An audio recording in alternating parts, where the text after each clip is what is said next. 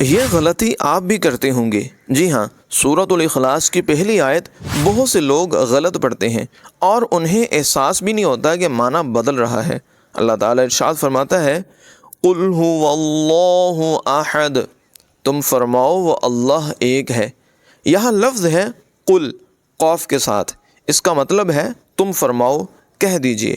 یہ امر کا صیغہ ہے، اس میں اللہ تعالیٰ حکم فرما رہا ہے، لیکن بہت سے لوگ قاف کو اس کے حق کے ساتھ درست ادا نہیں کرتے۔ قاف کی ادائیگی پر ہے، اس کو بھاری آواز میں پڑھیں گے، باریک آواز میں ہرگز نہیں پڑھیں گے۔ اگر اسے باریک آواز میں پڑھا گیا یعنی قل کی جگہ کل پڑھ دیا تو معنی بدل جائے گا۔ قل اس کا مطلب ہے تم فرماؤ، اور کل باریک آواز میں اس کا مطلب ہے تم کھا لو۔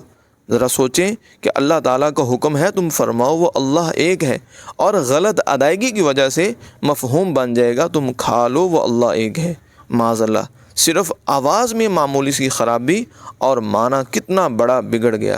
اپنی تلاوت کو درست کریں، تجوید سیکھیں، کیونکہ قرآن درست پڑھنا ہم سب کی ذمہ داری ہے۔ اور اپنی تلاوت کو بہتر بنانے کے لیے ابھی چینل کو سبسکرائب کریں، ویڈیو کو لائک کریں اور کومنٹس میں بتائیں کہ کیا آپ قاف کی ادائیگی درست کر رہے تھے۔ اللہ تعالیٰ ہم سب کو دونوں جہاں کی بلائیوں سے مالا مال فرمائے۔